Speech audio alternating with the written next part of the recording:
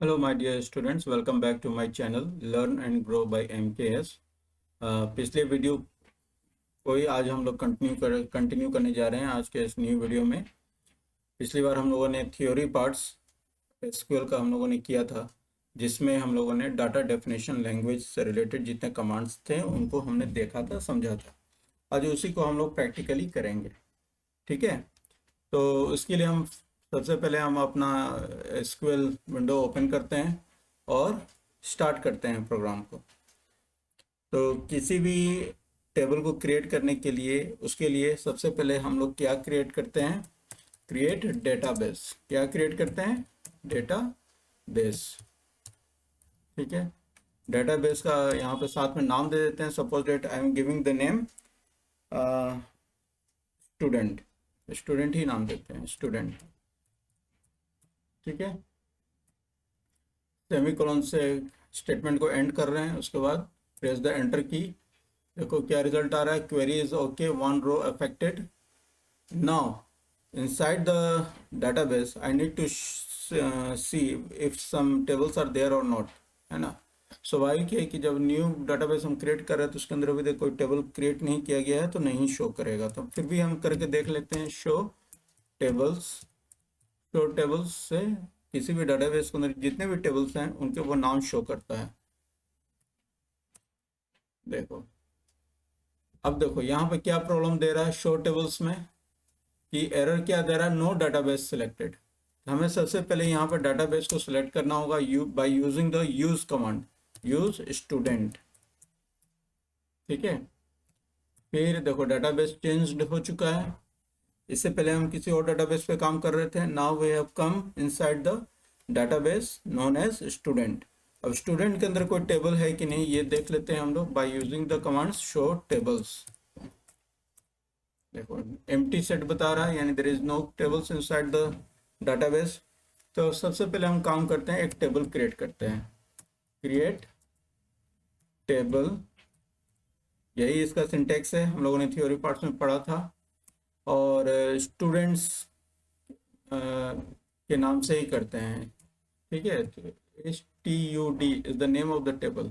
ठीक है, अब इसके अंदर हम अपना कमांड्स लिख रहे हैं। क्रिएट टेबल स्टूड, और उनका फील्ड नेम हम अभी देंगे। जैसे फील्ड नेम हम देते हैं एस नेम, यानी कि स्टूडेंट्स नेम। इसका character data type character type हम रखते हैं, और इसमें हम लोग मैक्सिमम 12 कैरेक्टर्स एंटर कर सकते हैं। ठीक है, फिर again I am giving the comma and then type another field that is the roll number. Simply roll लिखता हूँ मैं, और इसका डाटा टाइप हम इंटीजर कर दे रहे हैं। और इसके साथ हम कांस्टेंट एक अप्लाई कर रहे हैं, that is the primary key. Primary key is the constant of the roll, यानी कि इसके अंदर कोई भी इस फील्ड में जितने भी वैल्यू डालेंगे वो यूनिक होने चाहिए। तो हम इसको लिख दे रहे हैं प्राइमरी की। ठीक है, और साथ में पेरेंट्स आईडी भी देते हैं। हर स्टूडेंट्स के अपने पेरेंट्स होंगे, है ना, उनके। तो हम लिख देते हैं PID, पेरेंट्स आईडी, और इसको भी हम करेक्टर टाइप कर दे रहे हैं। और साथ में इसका maximum 20 characters we can enter. और इसके बाद फिर हम ब्रैकेट दे रहे हैं, यानी जो ब्रैकेट यहाँ स्टार्ट हुआ था वही ब्रैकेट यहाँ पर मैंने लास्ट में क्लोज किया है, और फिर सेमीकोलन दे रहे हैं। देखो क्वेरी ओके, 0 रोज इफेक्टेड। ठीक है, यानी कि हमारे पास एक टेबल बना जिसका नाम है STUD, स्टड, स्टूडेंट। ठीक है, फिर दूसरा एक टेबल बनाते हैं। देखो एरो की से, bye using the arrow key, है ना, we can see the commands, previous command. और यहाँ पर आकर हम क्या करते हैं कि स्टूडेंट्स की जगह पर हम लिख देते हैं पेरेंट्स। ठीक है, पेरेंट्स टेबल क्रिएट कर रहे हैं। अब हम यहाँ पर लिखते हैं पेरेंट्स में पहला जो फील्ड होगा P नेम होगा, जिसका कैरेक्टर टाइप डाटा टाइप होगा, और जिसमें we can enter 20 characters at least. फिर कोमा देते हैं, फिर कोमा देकर दूसरा फील्ड हम देंगे। तो अभी हम दे रहे हैं PID। याद रखिए PID फील्ड को हमने स्टूड टेबल में भी दिया था, ठीक है। और इसको भी हम क्या कर रहे हैं, जो करेक्टर टाइप वहाँ पर है वही करेक्टर टाइप हम यहाँ पर भी देंगे, ठीक है। डाटा टाइप जो है, तो डाटा टाइप पहले ही हमने यहाँ पे इसका डिसाइड कर लिया था, 4 character data type with the maximum limit of 20। और इसी को हम यहाँ पर प्राइमरी की, इस टेबल का प्राइमरी की मेरा PID होगा, ठीक है। ये हमने यहाँ पर डिक्लेयर किया है, कांस्टेंट हमने डिक्लेयर किया है। और इसको क्लोज करते हैं, सेमीकोलन देते हैं और एंटर करते हैं, ठीक है। अब 2 टेबल बन गया है, स्टूडेंट्स का स्टूड, पेरेंट्स के लिए पेरेंट्स, ठीक है। अब हम टेबल देखते हैं कौन कौन सा टेबल हमारा बना है इस डाटाबेस में, ठीक है। डाटाबेस का नाम क्या है, स्टूडेंट। अब इसके अंदर देखो, देखो टेबल इन स्टूडेंट्स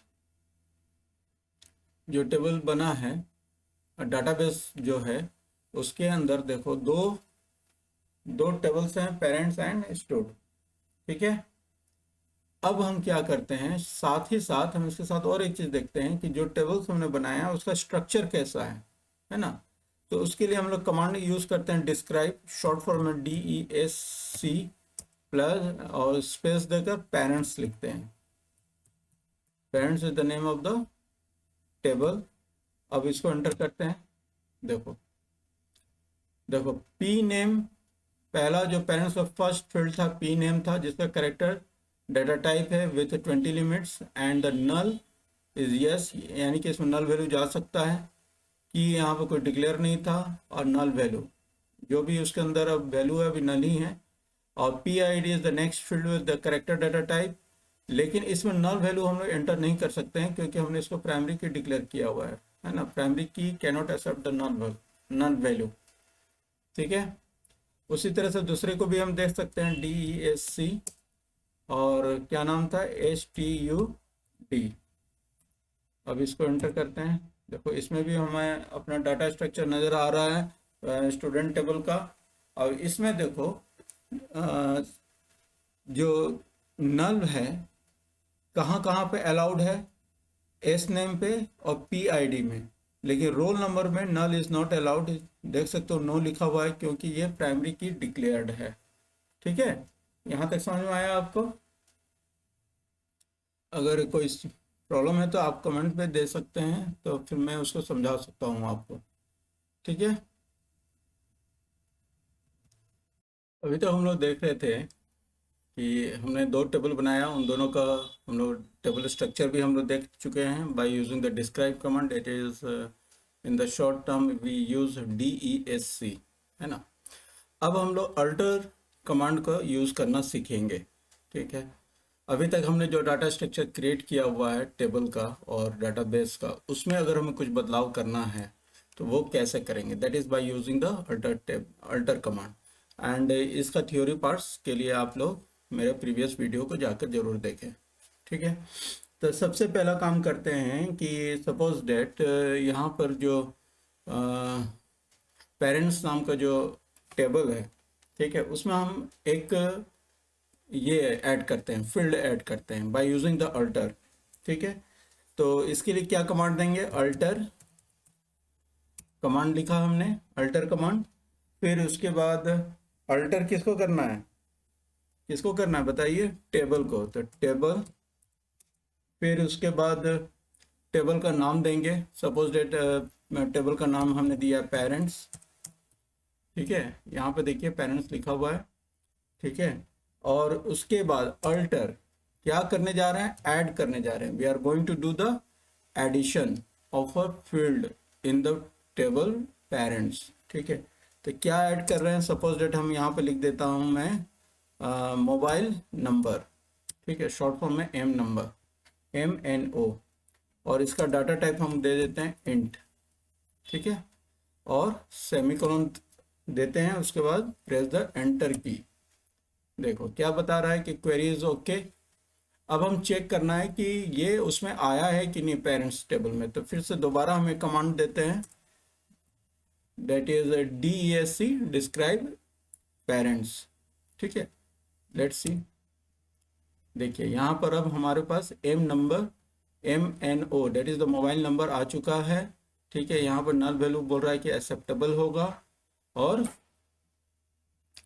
ये डाटा स्ट्रक्चर में हमें एक नया फील्ड नज़र आ रहा है पेरेंट्स का। ठीक है, और उस फील्ड का नाम क्या है? Name of the field is MNO, that is mobile number. ठीक है, अब नेक्स्ट हमें क्या करना है? नेक्स्ट एक चीज़ हमें बताइए, आप लोगों ने पिछला बार का वीडियो देखा था, जो थ्योरी पार्ट्स हमने बताया था, अल्टर ड्रॉप कमांड्स के बारे में सारी चीज़ें हमने वहाँ पर बता दी थी आपको। अगर आप ने उस वीडियो को नहीं देखा है तो फिर प्रैक्टिकल समझने में थोड़ी सी परेशानी होगी, इसलिए मेरा आप लोगों से ये एडवाइस है कि जाकर उस वीडियो को विदाउट स्किपिंग, कि आगे बढ़ बढ़ के देख रहे हैं वैसे नहीं, पूरा 100% टाइम दीजिए। ज़्यादा बड़ा नहीं है, 30 मिनट या 25 मिनट का वो वीडियो है, उसको जाकर आप लोग देखिए। ठीक है, तब समझ में आएगा ये प्रैक्टिकल पार्ट भी। ठीक है, अब हम लोग स्टार्ट करते हैं। नेक्स्ट अल्टर कमांड्स को हम लोग यूज़ करने जा रहे हैं। ठीक है, अब जैसे कि अल्टर कमांड्स में फ़ोन नंबर जो है वो क्या होना चाहिए? यूनिक होना चाहिए। फ़ोन नंबर हमने, जैसे मोबाइल नंबर हमने दिया है फील्ड, वो फील्ड लेकिन हमारे पास किस तरीके का होना चाहिए? यूनिक। तो इसके लिए किस कांस्टेंट को यूज़ करेंगे? यूनिक कांस्टेंट को यूज़ करेंगे हम लोग, है ना। तो इसके लिए अब हम क्या कमांड देंगे? पहले स्ट्रक्चर को देख लीजिए। मोबाइल नंबर में क्या दिखा रहा है? इंट है, नल यस है, की वैल्यू ये है नहीं, प्राइमरी की है नहीं, और नल है। अब हम करने जा रहे हैं दोबारा यूज़ अल्टर कमांड का। अल्टर, ठीक है, टेबल, अल्टर टेबल, टेबल का नाम क्या है? पेरेंट्स। ठीक है, और पेरेंट्स में हमें क्या करना है? ऐड करना है इस कांस्टेंट को, यूनिक को। ठीक है, यूनिक कांस्टेंट ऐड किए हैं, और ये यूनिक कांस्टेंट किस फील्ड पर अप्लाई होगा वो हम ब्रैकेट में देंगे यहाँ पर, MNO। ठीक है, सो अब हम यहाँ पर प्रेस कर रहे हैं आफ्टर टाइपिंग सेमीकोलन एंटर की। ठीक है, हो गया। अब हम यहाँ पर फिर से दोबारा DSC इस कमांड्स को यूज़ करते हैं। अब देखो, जैसे हमने कांस्टेंट अप्लाई किया यूनिक, देखो यहाँ पर मोबाइल नंबर में UNI नज़र आ रहा है की में, और यहाँ पर देखिए, यहाँ पर ये चीज़ नज़र नहीं आ रहा था, ब्लैंक था। PRI के नीचे देखो ब्लैंक है, लेकिन यहाँ पर देखिए ये यूनिक नज़र आ रहा है, UNI। यहाँ तक समझ में आया कांस्टेंट किस तरह से अप्लाई करते हैं? कोई परेशानी? अब हम चाहते हैं कि जो प्राइमरी की हमने पेरेंट्स टेबल पे parents ID, that is the PID field को हमने बनाया था, उसे रिमूव करना है। We need to remove the primary key. तो उसके लिए कौन सा कमांड देंगे बताइए आप। अगर आपने वीडियो पहला वाला देखा होगा तो आपको बहुत हद तक बहुत सारी चीज़ें समझ में आई होंगी। ठीक है, तो इसके लिए प्राइमरी की अब हम रिमूव करते हैं। अल्टर, अल्टर हम लिखते हैं, alter command is always there. Alter table, table, फिर किस टेबल से हमें वो प्राइमरी की रिमूव करना है? पेरेंट्स से। पेरेंट्स हमने लिख दिया। अब क्या रिमूव करना है? रिमूव में जब भी कमांड यूज करते हैं रिमूव के लिए, then that is the drop command. ठीक है, ड्रॉप, ड्रॉप क्या रिमूव करना है? कांस्टेंट को, दैट इज कांस्टेंट का नाम क्या है? Primary key. ठीक है, अब प्रेस करके देखिए हुआ। अब हम दोबारा डिस्क्राइब पेरेंट्स करके देखते हैं। अब देखो यहाँ पे PID के आगे क्या की में यहाँ पे कुछ भी नज़र आ रहा है, जबकि यहाँ पर देखिए प्राइमरी की नज़र आ रहा था, अब यहाँ पर ये प्राइमरी की नज़र नहीं आ रहा है, यानी कि प्राइमरी की रिमूव हो गया है ना। उसी तरह से हम चाहे तो प्राइमरी की ऐड भी कर सकते हैं। ठीक है, अब ऐड करना है। अब हम क्या करते हैं, PID को हमने दोबारा से हमें ये बनाना है, क्या बनाना है, primary key. Then what command will be used for this, इसमें भी अल्टर कमांड को ही हम यूज करेंगे, साथ में ऐड कीवर्ड को यूज करेंगे, है ना। उसके बाद ही हम लोग इस कमांड को एग्जीक्यूट करेंगे। तो उसका तरीका क्या है, तो हम लिखते हैं अल्टर टेबल, टेबल का नाम क्या है, पेरेंट्स, ठीक है। अब पेरेंट्स में हमें क्या करना है, ऐड करना है, क्या ऐड करना है बताइए, what we are going to add, primary key, ठीक है। तो प्राइमरी की हम यहाँ पर लिखते हैं, ठीक है। और प्राइमरी की में ब्रैकेट में उस फील्ड का नाम देंगे जिसे हमें प्राइमरी की बनाना है। तो ब्रैकेट में हम लिख देते हैं PID और फिर ब्रैकेट क्लोज, ठीक है। फिर उसके बाद press type the semicolon and press the enter की, ठीक है। अब देखते हैं, देखो यहाँ पे प्राइमरी की रिमूव हो गया था, है ना, PID का आगे। अब देखते हैं क्या PID में फिर से दोबारा प्राइमरी की आया, लेट्स सी।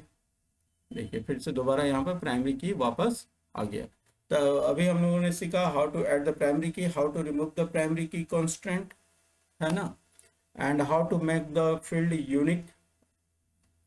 जब भी यूनिक करेंगे तो वहां पर की वाले कॉलम में ही यूनिक नजर आएगा, जैसे हमने यहाँ पे दिया था, ठीक है। अब नेक्स्ट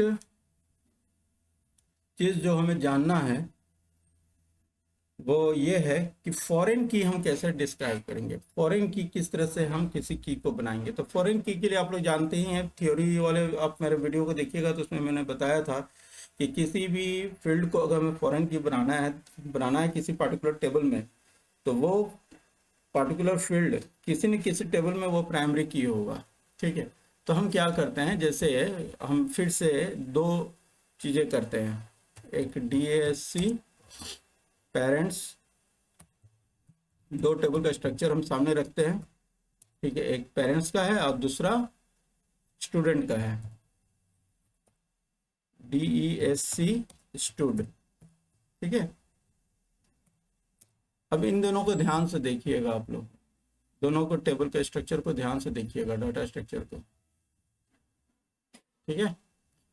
अब देखिए यहाँ पर पेरेंट्स वाले में PID इज द प्राइमरी की और रोल नंबर में रोल इज द प्राइमरी की, लेकिन इसी में PID फील्ड भी है ना, विद द सेम स्ट्रक्चर। इसका डाटा टाइप भी करेक्टर 20 है, उसका भी डाटा टाइप करेक्टर 20 है, और ये हमारे स्टूडेंट फील्ड में है, और हम चाहते हैं कि ये स्टूडेंट के अंदर जो फील्ड है PID वो जो है फॉरेन की हो।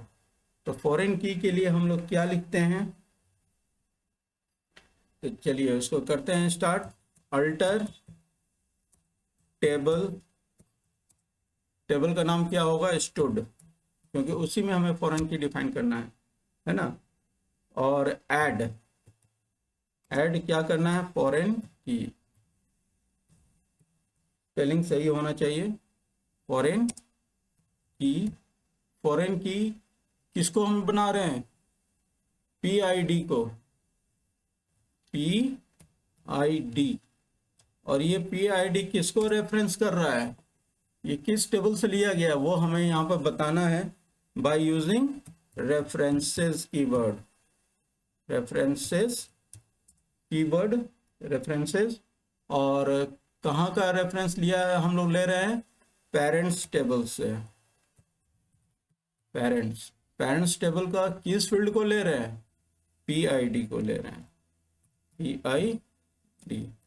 इतना ध्यान रखिएगा कि जब भी हम फॉरेन की डिफाइन करते हैं तो साथ में हम उस टेबल को भी वहां पर हमें मेंशन करना है जिस टेबल से हम उस की को ले रहे हैं, उस फील्ड को ले रहे हैं, ठीक है। अब press the semicolon then enter. Error show हो रहा है यहाँ पर, क्या एरर शो हो रहा है, alter table stood add foreign FOREIGN की, किसको हमने बनाया है फॉरेन की, PID को, रेफरेंसेस, स्पेलिंग गलत है, रेफरेंसेस REFE,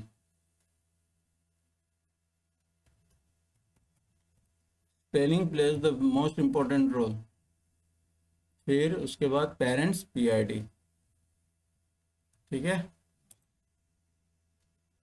अब देखो क्वेरी मेरा रन हुआ। अब हम देखते हैं क्या कि स्टूडेंट टेबल में PID को इसने फॉरेन की बनाया है। इसके लिए हम स्ट्रक्चर में जाएंगे फिर से और प्रेस द एंटर की। देखिए यहाँ पे MUL नजर आ रहा है। MUL means this particular field is present in more than one table, multiple table, ठीक है। It means it is a foreign key. That's how you can identify whether it is a foreign key or not by seeing the MUL in the key field. यहाँ तक समझ में आया। अब दूसरा है कि जैसे कि हम लोग बोला था ना कि ड्रॉप कमांड को हम लोग यूज करते हैं, है ना। तो ड्रॉप कमांड के साथ प्रॉब्लम क्या है ना, अगर हम यूज करेंगे तो मेरा ये पूरा टेबल या फिर डाटाबेस ही रिमूव हो जाएगा, समझ में आई बात। इसीलिए इसको सबसे लास्ट में यूज करेंगे। अगर आप कोई अपने सिस्टम में करके देखना चाहते हैं, एक सिंपल सा टेबल बनाइए, उसको फिर डिलीट कर सकते हैं by using the drop command. अब हम आते हैं मॉडिफाई में, है ना। अल्टर के साथ मॉडिफाई को भी यूज़ करते थे, अभी तक हम लोग ऐड को यूज़ करते थे। तो मॉडिफाई कीवर्ड को यूज़ करने से पहले एक चीज़ को हमेशा ध्यान रखना, जब भी हम किसी पार्टिकुलर चीज़ को किसी पार्टिकुलर फील्ड में हम मॉडिफिकेशन करते हैं ना, तो साथ में हम वहाँ पर डाटा टाइप देते हैं, ठीक है। हमेशा याद रखिएगा, ये चीज़ मैंने थ्योरी वाले वीडियो में भी मैंने बताया हुआ है, ठीक है। तो सपोज डेट हमको क्या चेंजेस करना है। सपोज डेट स्टूडेंट्स टेबल में, स्टूडेंट टेबल्स में स्टूडेंट्स नेम में करेक्टर का जो लिमिटेशन है that we can enter only 20 characters. हम चाहते हैं इसको 40 करना, then how will you do. Addition तो हम लोग जान गए, लेकिन किसी पार्टिकुलर फील्ड का डाटा टाइप को चेंज करना है तो कैसे करेंगे। तो उसके लिए बहुत ही आसान है। देखिए अल्टर टेबल, उस टेबल का नाम क्या है, स्टूड, और उसके बाद क्या करना है, हमें मॉडिफाई करना है। तो मॉडिफाई करने के बाद और क्या मॉडिफाई करना है हमें, कौन सा फील्ड को मॉडिफाई करना है, एस नेम, है ना, एस नेम, और इसका डाटा टाइप हमें लिखना है यहाँ पर कैरेक्टर, और साथ में हम इसको 40 कर देते हैं, ठीक है। अब हम एंटर करते हैं, हो गया। अब हम इसको रन करते हैं। देखो अब यहाँ पर डाटा टाइप क्या बता रहा है, 40, पहले क्या था 20, और अब क्या हो गया ये 40, ठीक है। तो माय डियर स्टूडेंट्स, आज का वीडियो हम यहीं पर समाप्त करते हैं। मेरे ख्याल से आपको समझ में आया होगा, और मैंने बहुत कोशिश किया है कि बहुत सिंपल तरीके से समझाऊं, है ना। मेरा लैंग्वेज बहुत ही सिंपल रहता है और समझने लायक रहता है। अगर आपको वीडियो पसंद आया हो तो इसको सब्सक्राइब कीजिए, शेयर कीजिए, अपने दोस्तों में शेयर कीजिए, उनको बोलिए कि सब्सक्राइब करें, ताकि न्यू वीडियो जो इतना भी मैं अपलोड करता हूँ उनके पास भी नोटिफिकेशन आता रहे, है ना। इसको शेयर कीजिए, लाइक कीजिए, कमेंट कीजिए अगर कहीं कोई प्रॉब्लम है तो, ठीक है। अगर नहीं भी प्रॉब्लम है तो भी कमेंट कीजिए, है ना। Always ready for the positive comments, ठीक है। Till then goodbye, take care.